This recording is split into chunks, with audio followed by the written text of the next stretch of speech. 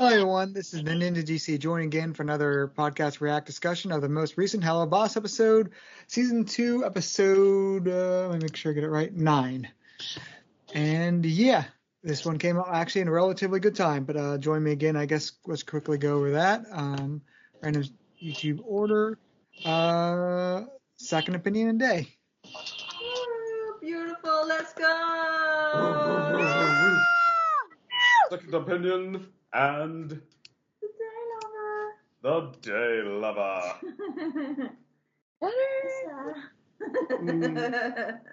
It's Danish for Next up. She's so cute when she hays. Mwah, mwah, mwah, mwah, mwah. You don't really see it. All right. Then next up, Carlos. Hello there, this is Gun Metal Gator, also known as Carlos here. How do y'all do on this fine evening? Hope it's not stormy weather wherever you are at. We're actually having a storm right here, right now. Oh yeah, tornado warning. Woo! In a city that never gets tornado warnings. Woo! Oh God, Yeah. it's so awful.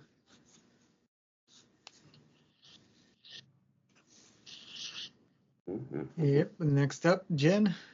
I may be first, I may be last. I may be grooving to all these wonderful tunes and tools and tunes in the apology tour. And apparently I can't say the word tunes. I am first and always Jen. Hi, Jen. Hello, Jen. Hello. Hello, Clarice. Hello. And then returning again, Wolfgang. Hello everyone, my name is Wolfgang, though some call me SapphireSonic because I changed my username for no particular reason except I thought it sounded good, I guess. I don't fucking know. What I do know is that there's a Sonic OC with the exact same name from several years ago, so I probably should change it. I absolutely love Helluva Boss, though I am starting to gain a large hatred for Stolas because of personal issues, which is the reason why I had to heavily constrain myself when watching this episode. So I hope my ranting and talking about things that don't mean shit doesn't bother anyone. Back to you, DC. All right. Yeah, we just got off fresh from the episode, and and also for context, we probably had like a 20-minute detour discussion between ad breaks because we were going very hot from this episode. So everyone want to go their general thoughts? I actually have to go. I actually will have to go soon, and I'm staying. Jen, go first. Yeah, Jen goes first. Yeah, I'm staying past my bedtime, so I gotta hurry. I forgot. I'm just kidding. Okay. Seriously, okay. For one thing, not one but two great songs in this episode.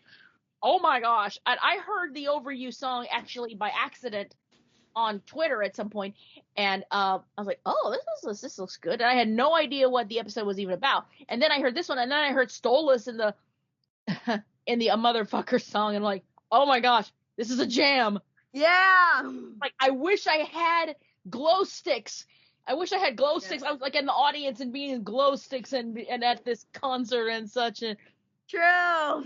oh, and that one is. I think I like that one better than the Verosika song. I think I like that one better. So yay!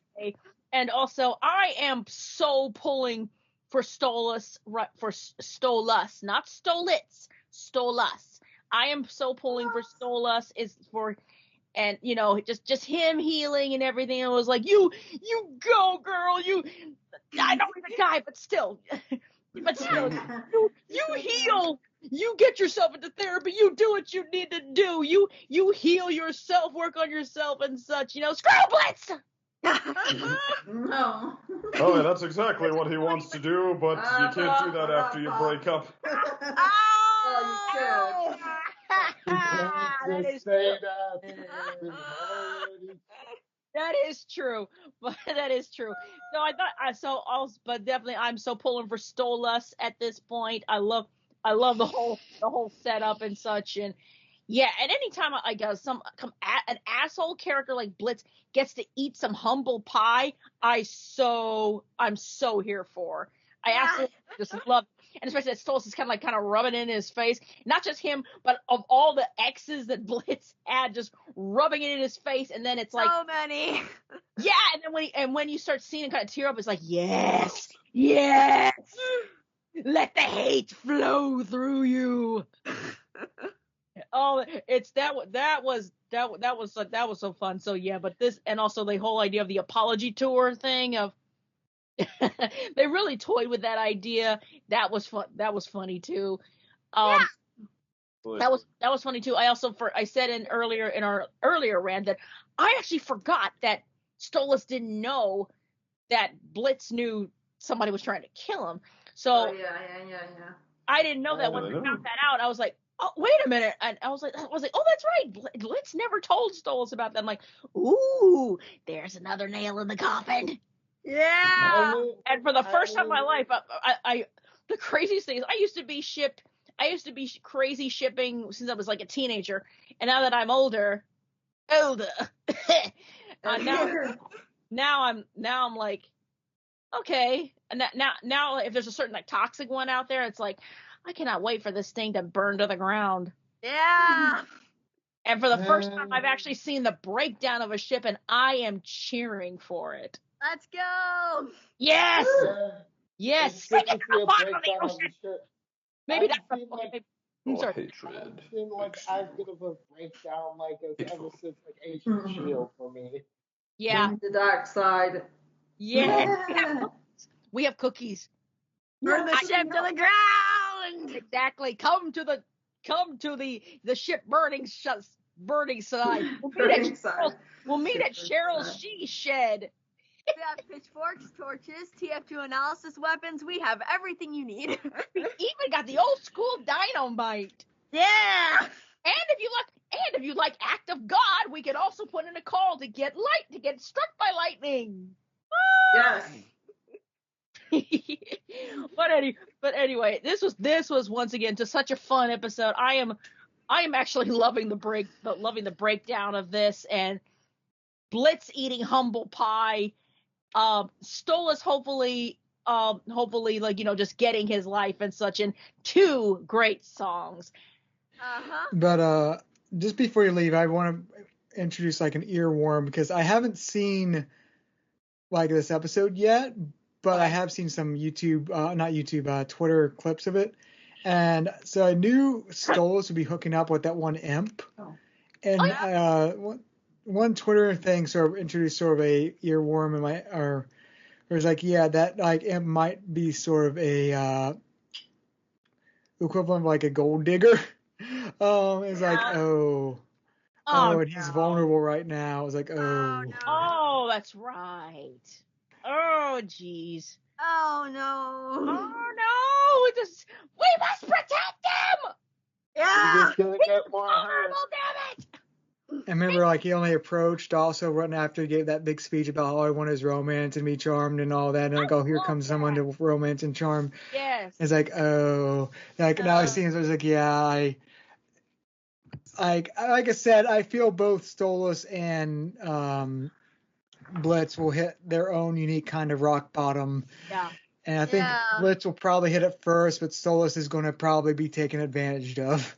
One thing I want to kind of put through is also, that makes sense too. But also, if you ever want to know what Stolas is, I love that scene where he's talking about, it's just a hopeless he's literally a hopeless romantic.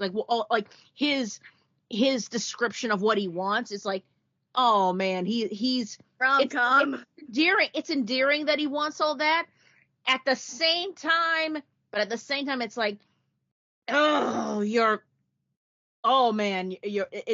it's that's sweet. He wants all that, but at the same time, oh boy, you want all that. So it's sweet as a hopeless romantic, but at the same time, he needs to kind of temper his expectations. Yeah. And No, I don't this think might it's be, gonna and anything. you were talking about how everyone sees like rock bottoms, different kinds of rock bottoms. Maybe that's the rock bottom he has to hit. Like if he thinks he's going to try and find love and he thinks he's going to find it, but it could be like Blitz all over again, you know, and being okay, maybe, and he's going to be like wondering, does it even exist? But I've had that feeling before. But another thing, another flaw about Stolas is that, yeah, I keep forgetting he's a father too, and poor Octavia, man, I feel so bad for her. Agreed, and it's a very vulnerable time in life. Octavia's a teenager, and you know it's a vulnerable time in life, and with the drama with her parents and everything. And she's about to be an adult, and they barely taught her any spells. Exactly, and that could be a problem. That could definitely be a problem there. And I keep thinking, like, you know, Stolas is kind of selfish when it comes to his own family, aka his daughter. I mean, screw the wife, don't care about her. I mean, fry her up for breakfast, don't care. Octavia matters. Yes, thank you, Octavia matters. There you go. But yeah, that's the one thing I keep forgetting. He's a father, so he's a bit kind of selfish and a bit of a hot mess in his own right. So yeah. I mean, but I will say, when we talked about ships and all that earlier, I do actually, I do support the fanship of the friendship of Luna and Octavia. I really, of like a sisterly ship. Like I do absolutely support that ship. I support, you know what? I support the friendship, the friendship, the other kinds of ship. I mean, whatever they want to do with those two, it's all good. One last thing, was that the southern bitch? Was it Verosika coming out of the Was it Verosika coming out of the shower? Like I saw it so quick, and I was like, what? Was that Verosika? You know, I looked at the picture comparison, and I'm pretty sure that was the idea. I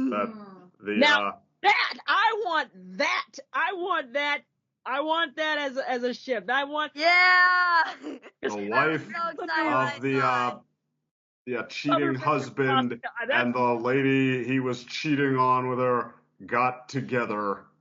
Yeah. I mean, that would be a weirdly feel-good ship if not for the fact that possibly both and definitely the southern bitch, because I can't remember her name, were terrible people. Like terrible people. Hey, they're both terrible. They can be terrible together.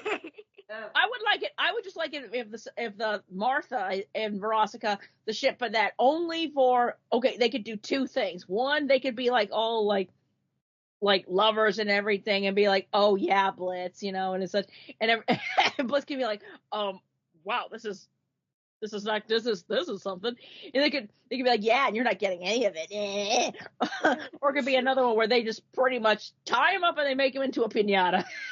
Yeah. Well, I mean, they don't. I also see that kind of ship with Barbie Wire and Verosika as well. Yeah. Well, I mean, only one of them really has a reason to hate Blitz, though. Like, yeah, which one's Martha? Which one's Verosika? Martha's the blonde. Maybe. Oh, wait. Why are we talking about Verosika with Martha? Verosika is the pop star. Because we would like to design this ship, build it, and sail it. Wait, are we talking about the same people anymore? I'm lost. Because they're talking about the one episode 1. Yeah, I thought we were talking about the fact that it seems like Martha from episode 1, who hired Blitz to kill the family, then got together with the mother of the family, who she wanted revenge on most of all. Yeah. You know what? This is crazy enough. Why not? Let's build it. Yeah. That's crazy enough. Why not? I mean, I don't know. Like I said, it would almost be a weirdly, like, feel-good rebuilding, like... Yeah, just like Martha and the teacher get together, and then, who knows, maybe eventually we'll finally get Verosika and Barbie Wire.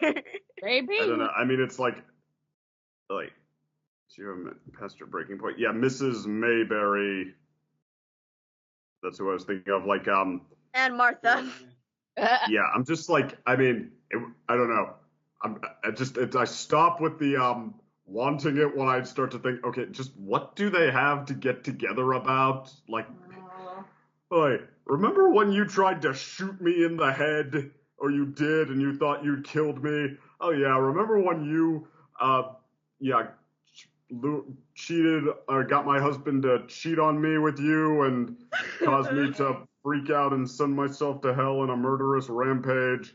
And then I hired a bunch of imps to kill you to send you down here with me. Like, isn't it so funny how there's just no human being in the universe who we should probably hate more than one another, and yet this? Yeah. I mean, there is the enemy. I mean, there is the enemies to lovership. Constant. The constant. That's a whole thing. Enemies to lovers. I'm like, I like enemies to friends to lovers. Yeah, I mean, like the cheating husband part, like where that is a trope I've heard a couple of times where like the wife finds out, and then the wife and the person he's cheating with mutually agree, well, geez, screw that husband, and then get together with each other, which is interesting. Weirdly, what's the word I'm looking for? Compelling. Vindicative.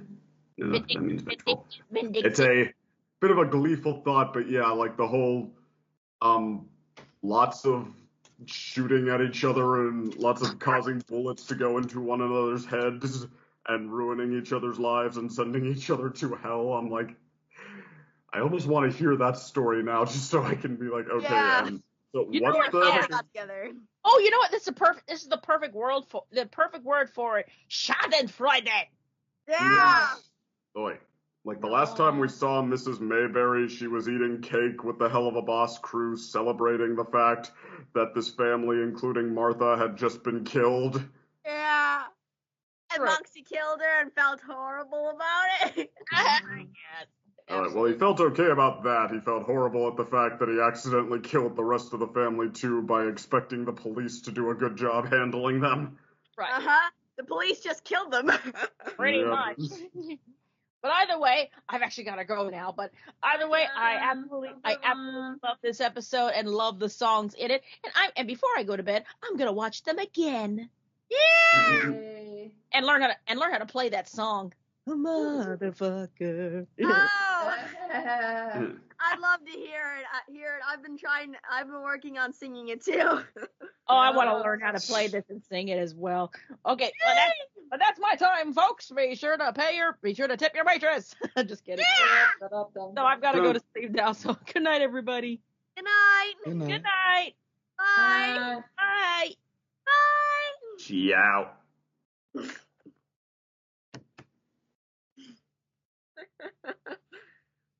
You know, one funny thing is that when it comes to like strange lesbian ships like that, I used to actually ship Rara Jack of all things when I was younger.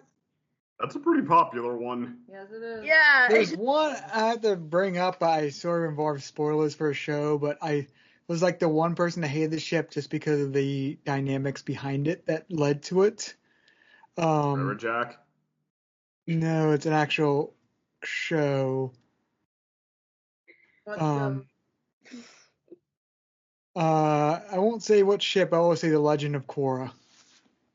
Oh, I see. I hated the main ship out in, not because of the chemistry, but because like the situation behind it was, I felt like just stupid, and you could tell the writers just started to change their mind halfway through the show. Yeah, it happens a lot. They didn't. Well, I mean, I don't know, but like, I kind of like the conclusion they came to itself, because I wasn't expecting that, and because they'd left themselves in like a storm of chaos. The fact that the way out of it was like a moderately interesting way for it to go, that I guess as long as both parties were up for it would in no way not happen. It was like, I mean, I felt like all the whole, but they never built it up, they never established enough relationship to it. I felt like that was kind of gatekeepy, that it was, yeah. Honestly, a bit of a pleasant surprise, even on its face, but yeah, it was real obvious. Well, heck, what's really obvious is that season 1, when it was written to be the only season, and Korra with Mako was the intended ending, and then they had to write more, and then I guess they just sort of oopsed their way into like, gee, it does feel like we're writing two characters that were not meant to be together, doesn't it? I guess. One funny thing is that I started shipping Raritak when I was younger before I even knew what a lesbian was, and then I realized that I was actually using like random lesbian ships I found on the internet. That was actually me slowly realizing that I was actually lesbian. Really? Yeah, I did hide behind a lot of random labels though to make it seem like I slightly liked men, but then I got bullied on the internet for the label I chose, so I could never win. Oh, the internet is good at sucking like that. Yeah, Like, because in real life I was getting bullied for my sexuality, and online I was getting bullied for the label I was using as a defense mechanism. Let me guess, it was a bi racing. Bi lesbian. Yep. That really. Yeah, that's one of the most interesting things actually, because like when you go to college, they have the actual courses on like LGBT and like openness, blah blah blah. Like the one at Russ and I remember taking is like we covered a topic, and they showed like this sort of reality TV show thing. And had basically one representative from like all the different sexualities generally.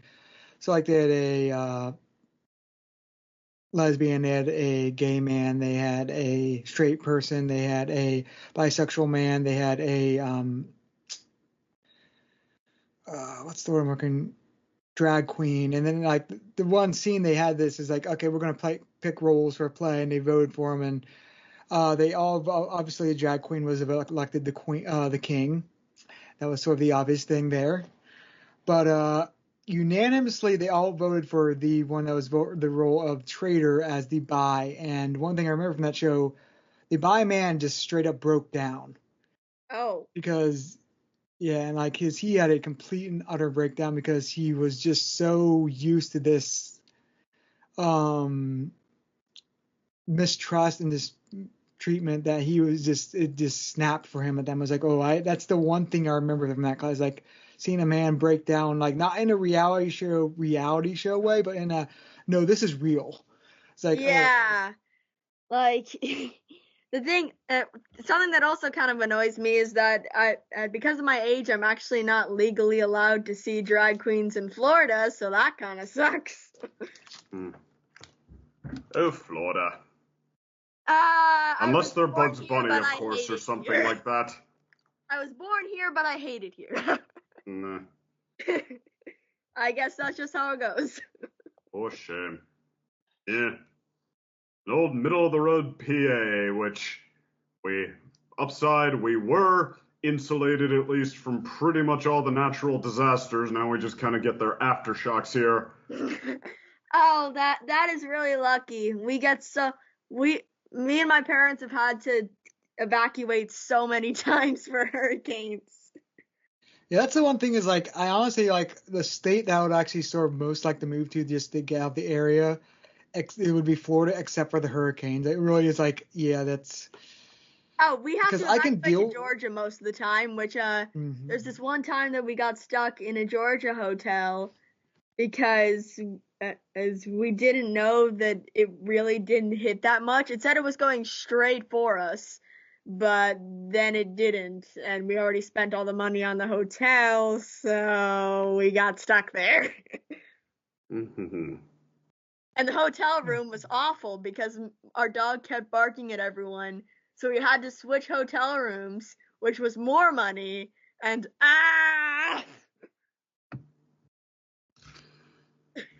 The adventures that actually is probably a big lucrative business for hotel chains in areas like hurricane season, from people leaving Florida to go to Georgia.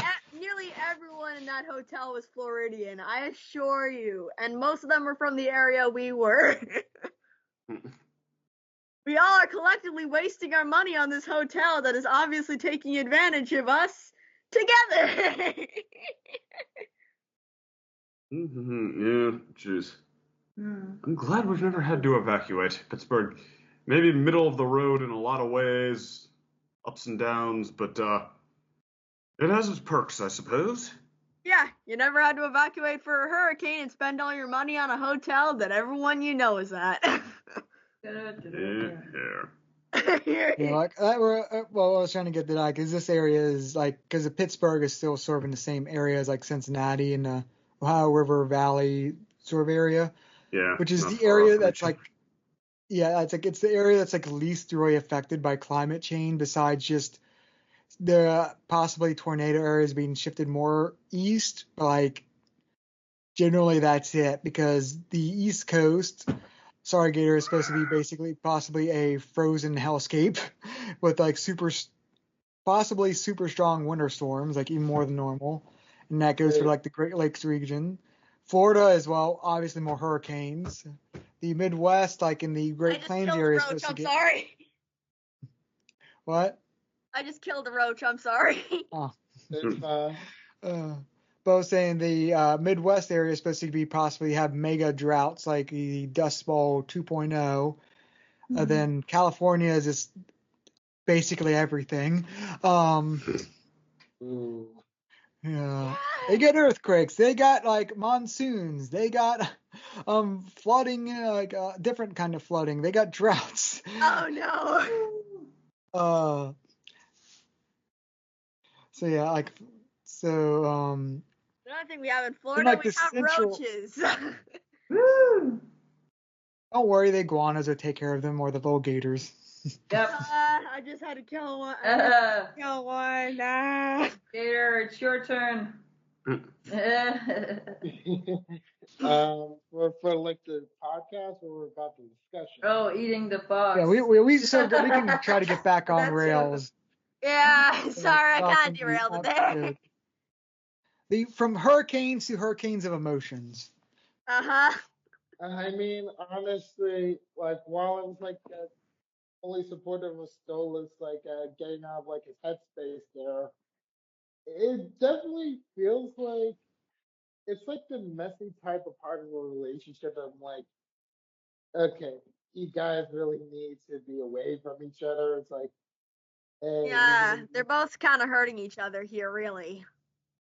and like, yeah, the fact that like at the beginning, the fact that I saw Stolas actually being able to like not be like enthusiastic about seeing Blitz, I'm like, okay, you're really going this far now, even though like you could easily like banish him again.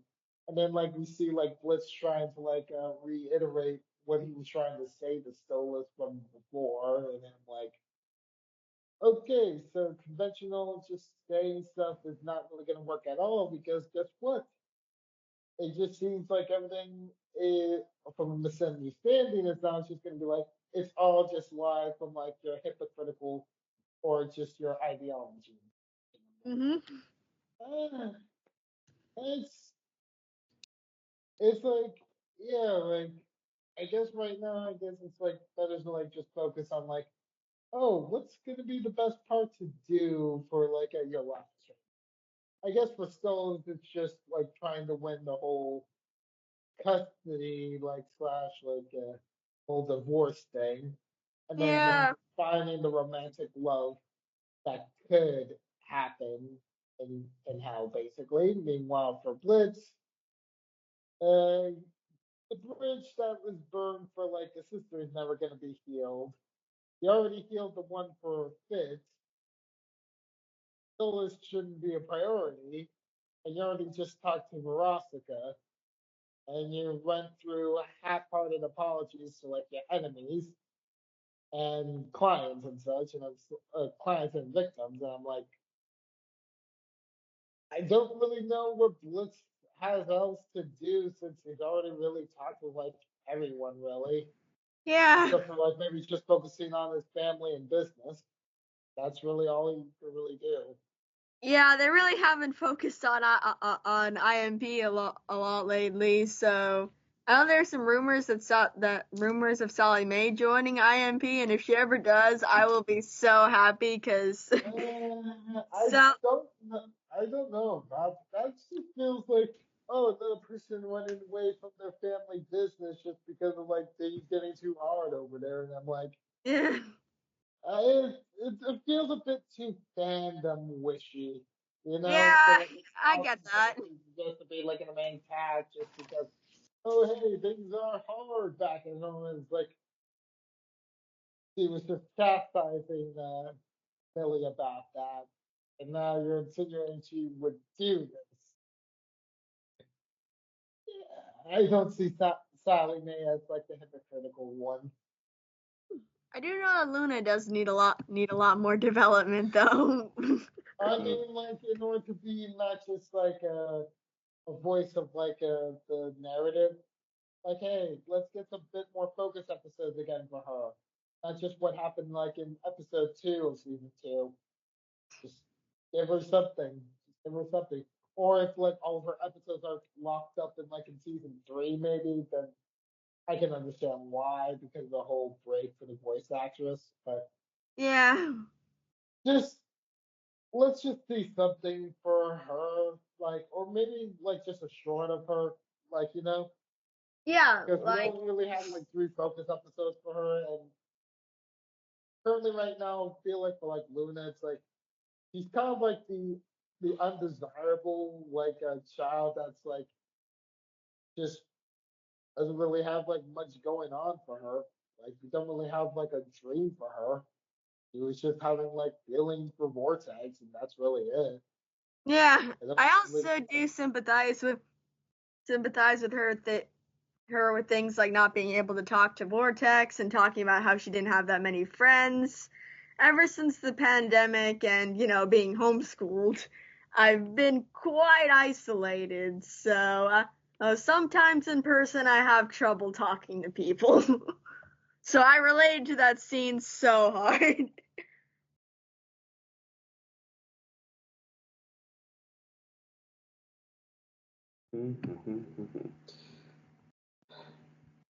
Like I was saying earlier, yeah, I guess what's mainly going to stick with me about with this episode is I think it, I mean, I don't know if it's going to like shut down debates on how the narrative was shaping up at the end of the last episode, but yeah, this one, it definitely seems like they're transitioning away from any argument that, yeah, the relationship being on the fritz is Stolas's fault.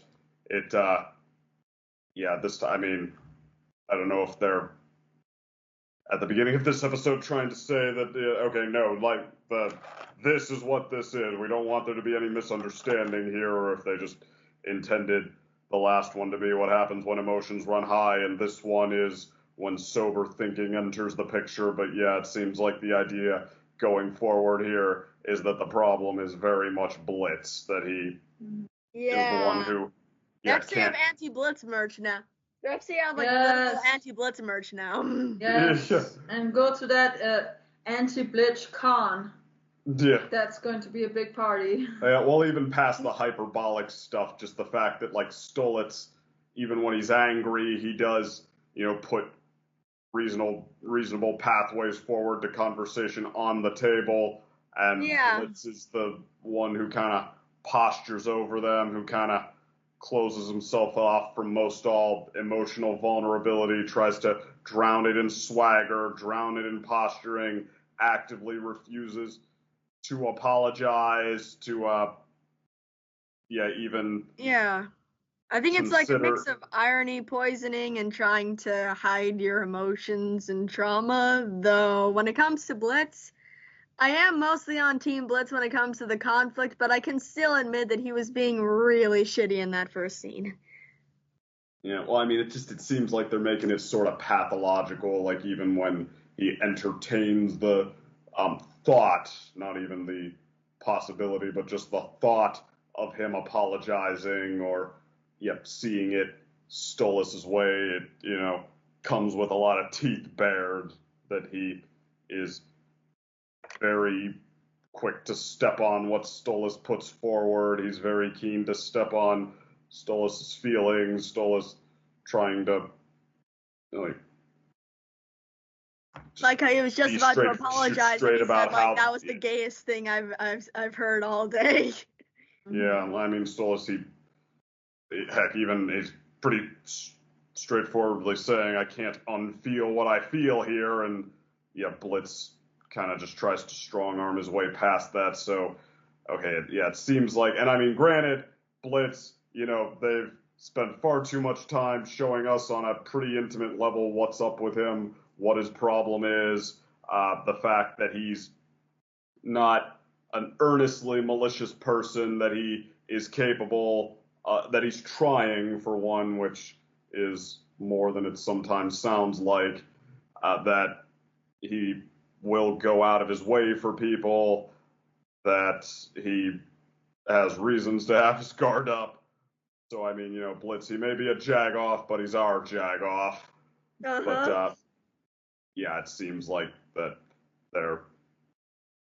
they want us to make no mistake here that, okay, the problem with this relationship proceeding on a healthy level is Blitz. Yeah, once again, I am mostly on his side, but in this episode, it just showed all the negative traits of him, and I honestly feel bad for a lot of his exes, because I haven't dealt with people as bad as him, but certain insults he does to Stolas and stuff reminds me of what people used to say to me, and how, like, the first time someone sort of accepted me, it still sounded a little condescending, and the group chat was a fucking dumpster fire, so yeah, I can totally agree that Blitz was 100% in the wrong in that first scene. To be brutally honest, I honestly hated both of them in the first scene.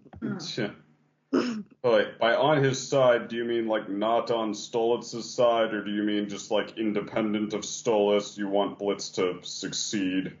Well, that's kind of mixed, because while I sort of agree with both of them, but I'm more leaning towards Blitz because of him being sort of a hypocrite, though I do still believe that both of them are in the wrong to some degree. Well, which part do you think is hypocritical on Stolas's part? Well, oh gosh, I really didn't want to go over this, but I guess I'll finally let it go. Stolas saying that it was all about sex. Stolas was the one who made it about sex. He was the one who said, "You're here to ravish me, aren't you?" His dad bought Blitz. Blitz was just seducing him because he thought it was what Stolas wanted and wanted to trick him. And then he said, "My first ever friend," which, while he had no clue who Fizzaroli was at the time, it can still be seen as manipulation, since that instantly made a Blitz want to get it over with. He was on high stress in the murder family, like really high stress. He was about to be fucking killed, and he made the deal, which is sort of seen as stressful circumstances, so it's not really full consent. Yeah, I mean, well, it is true that Stolas, very much pushed all the way through the notion, or dove headfirst with Blitz into the notion of just this, debaucherous, intimate affair. And yeah, he very much encouraged it to be that. Boy, it's an interesting argument whether he's being a hypocrite there or whether, because I mean, it's like, also the nicknames, like the little impish play thing, and he says, "When have I ever looked down upon you?" In nearly every single season 1 episode he's included, he is doing something to look down upon him. He looks down to other imps. He was he sort uses of abusing pet names for them, which that's another interesting one. If that could have made Blitz feel condescended to, even if that wasn't Stolas's intention. Yeah. I mean, I feel like, well, it's an interesting thought because, for a while, the whole, what we have is just very kinky levels of intimacy, what was I going to say? Give me 1 second here, put it together. Okay, it kind of casts in a new light the breakup that is, because, what Stolas is basically saying there, whether he realizes it or not, is, okay, just sex is, not enough for me to keep this relationship going, Yeah. I want it to be a real relationship. So if you can't provide that, then as is my right, I'd like to call it off. And the thing about that, what makes it more complicated is, Blitz getting this information does not say, well, okay, that's all I was really interested in, so if you want this to come with baggage, I'm not interested. Blitz basically said, no, come on, let's keep doing it. I want to keep doing it. I just refuse to say it's about anything else, so... Yeah, just like Ozzy's messy is when he there. really realized. I think like Yeah. Ozzy's was when he really realized that he wanted to be romantic. And then later in like the music video, they show him longing over Blitz, and it was all leading up to Full Moon. I think Ozzy's is when he really realized that he liked them. My only issue is that it seemed like even the statement about his daughter, when he was just like, why didn't you come to protect me sooner, and you didn't bother to show up, he was taking care of his daughter, something that he's been very lacking of. He didn't take care of Octavia while in Lululand. He didn't take care of him in Seeing Stars. And those were the only 2 episodes Octavia would have been really the focus in, so... Well, that's Okay, the thing. so You have to read between the lines a little bit to see what, Stolas' relationship with Octavia is, which... Yeah, this is why a lot of people who are anti-Stolas really have the biggest problem with being the dad failure. Trying to be the caring parent, but constantly being absentee at the most crucial parts and having to let other people like pick up the slack, apparently. Like how Luna was the one to look all over the city for her, not at Stolas. He was too busy flirting with Blitz at that movie set. Luna's the one who found That's a her. distraction. It was a majorly a distraction. Yeah. Yeah. No, I mean, if you want there to be gotchas on Stolas, you can definitely come at him with stuff like that. No. I feel like it gets more complicated than that, though, with, like, okay, context and, like, what he tries to do in any given moment. And Exactly. to be honest, Especially I kind of after forgot. Ozzy's, he really wanted love. Like, he really started to focus more on the romantic parts of their relationship in Ozzy's, but then it all went downhill, sort of.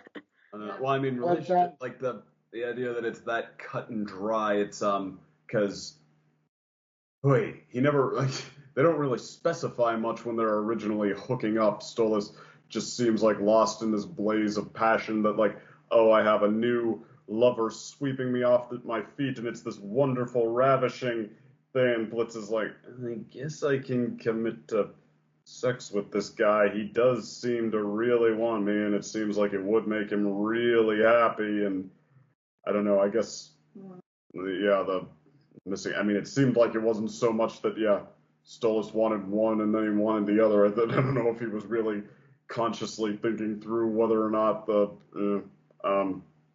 what are 2 things that go together, whether the wheels come with the pedals or whatnot. Yeah. But yeah, I kind of forget the circumstance of the episode where they're looking for Octavia, why they wind up in a sitcom, and why faking their way through a sitcom is a thing they have to do. But they were there to find Octavia. It's not like they were saying, screw that, let's butts around because, on a sitcom and lulls each other's day away. Yeah. Well, it was because the disguise that Blitz chick was like looked air quotes, the whole gag was like he looked like Brandon Rogers. Yeah, was that really? Yeah, and then like that's why he was sort of like. I was almost. Yeah, so it was like that was, and like he was sort of pushed like, away. Oh, these people think that we're this guy and they're pushing us out on a stage. We can't just be like, yeah, up yours, see ya. Mm-hmm. Nope, we have to try to act on a sitcom, but that's how cartoon gags work. So I can't even like. Yeah. Also, very much. sorry if I accidentally talked over you a little bit. Oh, no worries. No. You're doing fine, Wolfgang, honestly. Like, I know, like, we usually gather, like, these viewpoints from, like, a lot of other content creators or just people, like, in the sphere of the Helluverse community. But it's like, everyone's just, makes a right point. Like, even like the more negative critics about this sort of thing, like, this is something a lot more complex. It's not something like so grounded and easy, like Yeah. discuss. Like in the end, we're all just saying, like, unless you're really blind and think, okay, the main character is sad, he's being treated unfairly. It's like, no, this isn't really like that, but I get where people are coming from with that sort of perspective, just because, hey, we're in the headspace of this guy, Yeah. so we understand, but it's like, it's a tragic path of like consequences. Like he's left like a trail of like broken promises and dreams for other people. And there's this fractured headspace of like, I don't want love actually attached to me, but at the same time, it's like I hypocritically think no one is actually gonna be loving me for how terrible of a person I've been in the past. Like, yeah, it's like someone would want to scream, "Do not go for love, just be alone." But then at the Yeah. same time, it's like, but every single creature, big or small, just wants to be with someone, unless unless you're not for that. But clearly, Blitz is, but he needs to get over a lot of like his mental hangups if he's gonna He actually. definitely does. Thank you. Yeah, but then uh, Solus just also needs to get over their basic run of like trying to be a Disney princess and like just wanting to find their true love or romantic love phase, because like they're really harping on it so much, but they need to get through the brass tacks of like clearing everything else out first. You know, just trying to figure out his own family situation, and then he could probably do it once the person that he should be caring for isn't just ignored, and then they're just finally going to be 18, and we're going to be like, well, I already tried running out once just to look at the stars. What else am I going to do once I'm actually 18? Like, Yeah. that's kind of like the thing you got to think about. It's like,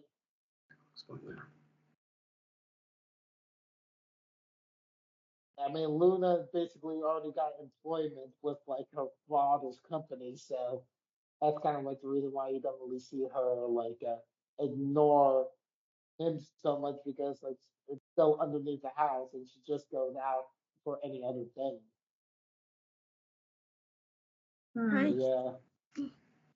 Honestly, I think I would be less overly critical over Stolas' parenting if it wasn't the fact that I have good parents. If I had parents like Stolas, I probably wouldn't be overcritical of him. But because I have good parents, I'm able to sort of see, okay, he's not being a good dad. Eh, Yeah, well, I think that it's kind of true. You're not supposed to think he's being a good dad. Like, this is a very trauma-focused show on, like, Yeah, they're both very morally great characters. yeah, well, it covers a pretty broad spectrum of it, and, like, it wants you to latch on to the struggles to heal from it, and, yeah, like, I don't know what Stella's trauma is, because she's, like, comically evil, but, yeah, she's someone who She was does... forced into marriage, so maybe Yes. that could also be a source. She was like forced into marriage, just like Stolas was. People always forget that.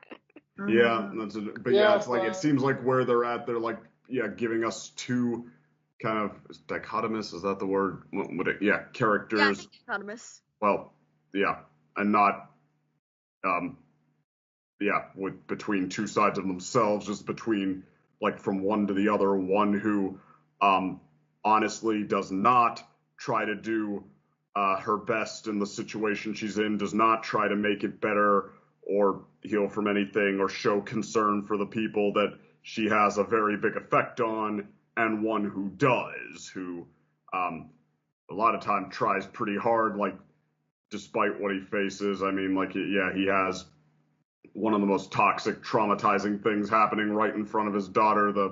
Yeah, screaming and throwing things and fighting and saying awful things to him. And Yeah. I think And the last bit of stuff. telling her all about. Oh, go ahead. Sorry. The last real bit of Stella's humanity was left with the one line, "I like tormenting you." She could have had so much potential of also, they're both having grin and bear it. They don't like each other, but they're trapped in this arrangement. Heck, Stella's throwing stuff could have even, in the first episode, could have even been seen as justified considering her husband cheated on her. So so it could have been justified, but I think that one line and physically assaulting Stolas really just, in the circus, it just threw away any ounce of humanity this character has, and now Stella, like you guys said, is a very comically evil character, but she did still have some sort of potential of being slightly more than that, but the fact that she actually enjoys his pain, and not only that, but also physically assaults him, so now, she's a literal abuser that basically takes away any ounce of humanity she could have had. Yeah, there was a lot of nuance that they took off the table or at least the potential for it that they took off the table as the story went along. Because we've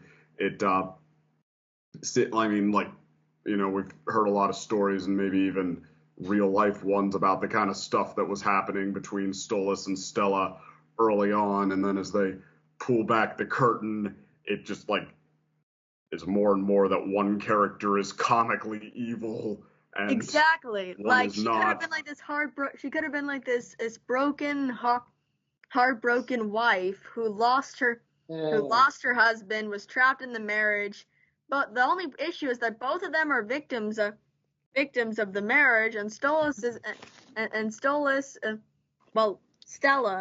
was technically a victim to Stolas with the cheating, but with the physical abuse and saying that she enjoys his suffering is where she became just a comically evil villain, because while she is still a victim of the arranged marriage and still is in the right for being mad about the cheating, the last bit of humanity was sort of thrown out of her once she said she liked tormenting him and physically assaulted him. Yeah, and they undid the sympathy you might have had for Stella with Stolas cheating. This is another bit where it gets a little cartoonish, but yeah, she was all but daring him to with the throwing the not divorced party, and openly belittling and shaming him for how much she doesn't want to have sex with him. And granted, that still doesn't give you the right, but it seems like exactly. It's just as far as two victims going on here, they have exactly. They're both victims of the marriage, and Stella is still a victim to Stolas. The only issue is that because Stella also makes Stolas a victim, they're really victims of each other, and the only issue is that could have been fine, but because Stella is so cartoonishly evil, it makes Stolas more of a victim, even though Stella is too. He's still more of a victim than Stella because of that one scene. Yeah, well, it's all the ways they try to weave in which character you're supposed to sympathize with here. They're both in kind of an impossible scenario where what is it that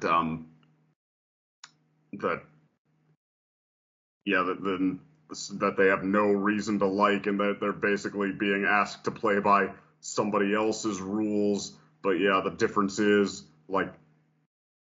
Stella really, she tries to simultaneously make that even worse for Stolas, and then expects him to play by those mandated rules, which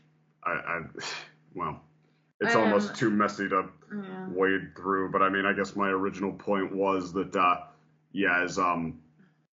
as Stella's openly kind of inflicting traumatic behavior on her daughter, albeit indirectly, Stolas is the one who's willing to stuff it all down and try to. He's trying to hold the family. Wish Stella a good morning, wish Octavia a good morning, and try to, give her some kind of a happy day, and it's like, I mean, I guess as Luna put it, it means something that he's trying with a deck stacked pretty far against him, like forced into a marriage with somebody who was never gonna make a good mother. Plus, also, he's gay, so he's not even attracted to her. Yeah, so I mean, it's like, it's kind of, I don't know, we're supposed to see Stolitz as a character who is making a pretty sincere effort with a deck stacked pretty far against him. Yeah, like even a line in Full Moon also mentions the divorce, where it's like, it's grinding, never minding, I swear I wouldn't dwell on the divorce, so for my own health, I'll remind myself. So he's using Blitz as a coping mechanism because of how badly the divorce is going. Yeah. And what do you want to say, Daylover? I'm going to say my piece before I fall asleep because it's good. Okay. I'm really on Stolas' side in this episode, like Jenn. So I might be in the unpopular opinion here. A lot of people are on Stolas' side. Yeah, No worries. That's fine. I just can relate to Stolas a lot in this episode, including the party that they're holding with the exes, which was a really weird thing for me to watch in the episode. So we were only 10 people though, but that's still a lot for a male. You straight up had guy. a we hate this guy party. Yes, and we were 5 girls and 5 guys. Yay! That's what It actually happens. It was fun until one of the exes decided to burn down his apartment. Oh no! Then it became a little unhinged, and I was like, time to go home. Oh gosh. Really, I was just like, no, I think I'm good. I'm out of here. Right call. But I still remember, like, I almost had that Stolas moment with the song being like, oh, gotten too close. But I was like, no, it was easier for me at that point. And I'm happy that I now found my true love.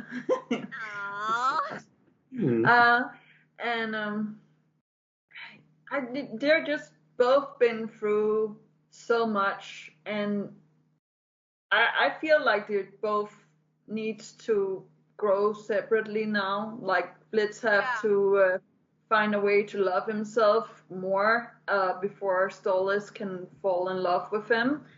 And if Stolas needs to go through a couple of guys to figure out that what he actually had with Blitz was the real thing, that might be what has to happen. But I don't think that the ship is sailed yet. I think there's still a way for Blitz to come back if he really wants to. I think he needs to find a ring, and he needs to make it really serious, which he said, and which he also admits to the other ex, because she said the L word to him.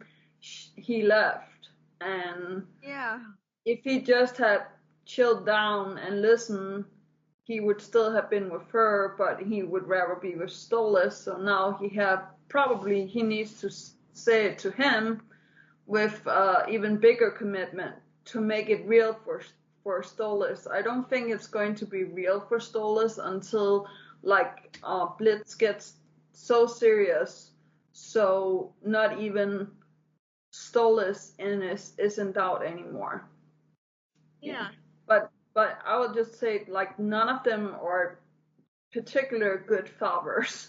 Like, I know that Blitz is doing a good, like, some good job with taking Luna to the vet and stuff like that, but he's also taking her on to missions where she gets hurt and almost killed. There's Stolas with, like, leaving Octavia out and not finding her, and like letting her also fend for herself. And I'm starting to get really worried. Like Jenn said, like she haven't been learning that much magic. So what if they go after Octavia and who's going to defend her? Gets hurt. Yeah, who's going to defend Octavia if her dad is like out, partying and Blitz is heartbroken? Then we have Luna and the other guys, Millie and Moxie, I guess. They'll have to be the ones to save Octavia. Yeah, and I actually think it was a bad idea to open a portal into what are they called, the nerds realm. The dorks. The dorks realm. Yeah. I think that was a really bad idea. I think now they might have an easier way to figure out how to open the portal, which I hope is not true. But just my fiery brain is just like, no, don't open. No, why would you put yourself in more danger than you already are? Now that you know that Stolas can get hurt, why would you? I don't know. Maybe he wasn't thinking clearly because he just wanted to apologize. Which all of the apologizing he did, but there was only 2 that was genuine. And that was the one to Stolas, and that was the one to his ex. All of the others just got a gift basket that said, I'm sorry. That's not how you're supposed to go about this. Mm-hmm. Like, I was just like, no, you need to, sit down with them and go through it if you really want to, start on that. Yeah. But, that's the way that Blitz is. Also, because of how Stolas acted at the beginning of the episode, I saw how instantly I remember the thing that we talked about last time, where it's like, if Stolas became like a villain or something, I would shout like Daylover called it, whether I was in public or not. So I was there's still that chance because now he's really going down the rabbit hole, right? He's with our guy. And if he continues not taking his medicine, and he starts to spiral even more, and the evil guys, the nerds, get a hold of Octavia and hurts her. Ooh, I still think like I can call. Just like for villain Stolas, because of the expressions he was making, I literally shouted at the top of my lungs in the car. Our Daylover called it at the top of my lungs, and my parents had no clue what the fuck I was talking about. Actually, now I think about it, I know that Blitz is already evil, but is it possible for him to? My fairy brain is just like frying, I guess, because I'm tired. But that could be interesting too. Yeah. Actually, Stolas have to be the one saving Blitz for going like totally demented downward spiraling path thing. Mm-hmm. That sounded really weird. Yeah. Time for bed. All right, good night, Dave. Yeah, I need to be heading out soon too. Almost midnight, and I have a work tomorrow. Guys. Okay, well. But yeah, I feel this was an interesting episode and sort of a not official part 2, but very much a part 2 of like the previous one. Like this one catches up right off where the other one left off. Like Aussies, and then the actual end of season 2, like the fallout, and then the explosion, and then the fallout afterwards, and the regrouping, or in this case, kind of the anti-regrouping. Mm-hmm. There's a little bit of recovery, but things are gonna take time, sort of thing. Yeah. Incidentally, I did kind of like the conversation with Blitz's, whatever the ex throwing the party's name was. What? Blitz's ex for Asuka. Yeah, just like she's I don't know. I feel like a lot of writing or a lot of people would want to point out, or a lot of writing would go in the direction that she would kind of want to stick it to him for most of that. Like sometimes people really do enjoy being lousy to each other, but I mean, one of the strengths of the Helluva Boss is like, okay, it's not it doesn't feel the need to draw away from the fact quite so much that, yeah, like anger, bitterness, okay, there's a wound there, there's healing to be done there, and even if it doesn't need like a ton of that, it doesn't need a whole like, yeah, dramatic soap opera conversation between the two of them, or it does kind of allow her to open up a little bit and even, show the other side of her where, okay, she's willing to, at least like have give and take with Blitz in that moment a little bit. That where it's, I don't know, just like it feels like a small little something was accomplished between the two of them, which was kind of sweet. Yeah, they're healing. But although Blitz, it seems like he's more like pointed in that direction than he's actually started taking any steps down it so far. Yeah. Yeah, the thing is, like I said, I felt like Blitz and Solus both have to sort of hit a rock bottom before they can sort of get back together thing, and I'm 50-50 if this is Blitz's rock bottom. Like it still might get worse for him, but like this might be the rock bottom for him. We'll sort of see. Like Solus still has to hit his, but because he is starting to more self-reflect, we'll see if it sticks yet or if he has to go even lower. Yeah. Agree on Blitz. I don't know if Stolas will have to hit a rock bottom if they want to take his story in a more positive direction, or if they specifically have it in mind to wring some drama out of him. Like, I would see that more as Blitz's direction, because he seems like he's the one who's developed more like unhealthy coping mechanisms. He really has. Like, but that's I think my 2 the cents. thing is, like Stolas though, like he is very. I feel like the thing with him is like he's just so inexperienced with relationships. I feel he will essentially go on a binge of relationships and just sort of like how his alcohol consumption, he went from like not really drinking he got very wasted by the end.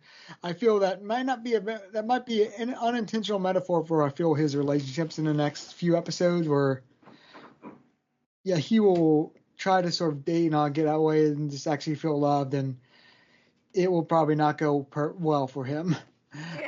Just like toughen up and learn the real world does not seem, well, okay, I won't say never actually. I mean, things like it at least tried to pay its dues that way with things like the original Cherubs episode with this is what the world is actually like. But I mean, I guess my point is it never seemed like the show's favorite moral, and like for as much as Stolitz has been like railroaded into a couple relationships he didn't know what to do with, he does seem to have a lot of like the ability to set some healthy boundaries, that like to say no to Blitz when it's not good for him anymore, for example. He seems like he does have the ability to be tactful and at least try to act like the adult in the room. It's like, I don't know, I guess, I mean, I won't try to make anyone sit here and argue this all night. I guess my point is just like, I feel like I have less reason to be convinced.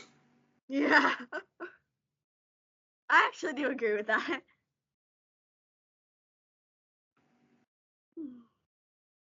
But I don't know. I'll give odds if anybody wants to place bets on it. Yeah. Yeah, like Blitz just Blitz wants to like let it go for a bit. But but so my thoughts. So I probably will talk about this some more off the air. But like, I relate to Stolas a lot in the last 2 episodes, and it's given me a lot to think about. But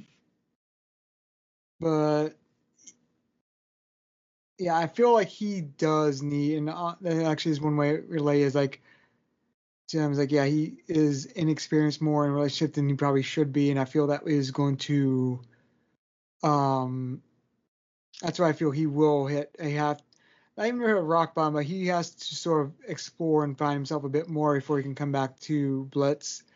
Like I said, they both sort of have to go their separate ways, but I still feel they will come back because so much of the show is built around that relationship at this point, like the villains and like subplots and all that I feel they will bounce back together at some point, but they both have to do their own bit of growing at the moment.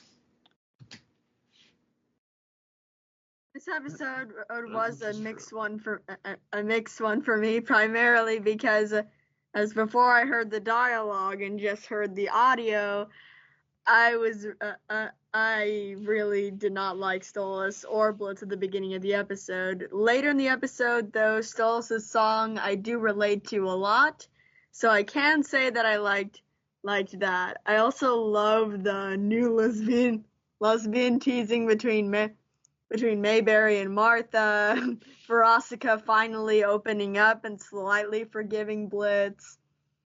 The Stolitz ship finally starting to slightly sink, but it probably is endgame, so it was just overall a pretty good episode. Here. Also, also, now that it's midnight, my parents have officially been asleep for 2 hours. Let's go. All right, I guess we should let you off the hook to join them.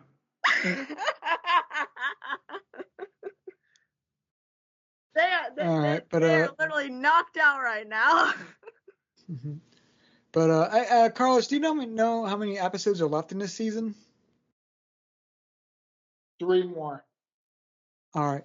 Yeah, you're always more up to date, like the exact specifics, but yeah, so only 3 more, and gosh, there's a lot.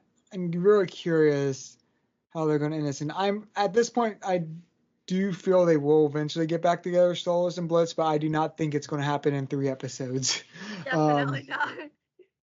We're not going to do Steven Universe level rushing here.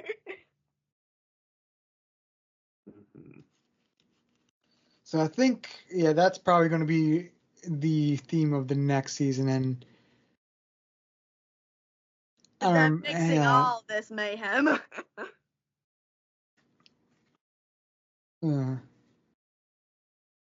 right. Well, I guess see y'all next time for either this or something else. Depends on how fast they're keeping up the cadence with this release so far. Because I was actually pleasantly surprised we got an episode out within like a month of the previous episode. Yeah, we might get a short next month. No, it's not next month. It's not next month. We gotta wait until October. Oh yeah, the next episode. Oh, then we'll next podcast of some other sort then. All right. See y'all. Maybe a short will come out. Yeah, I think so. All right, you. Cheers to that. All right. Well, see y'all. Good night, everybody. Good night.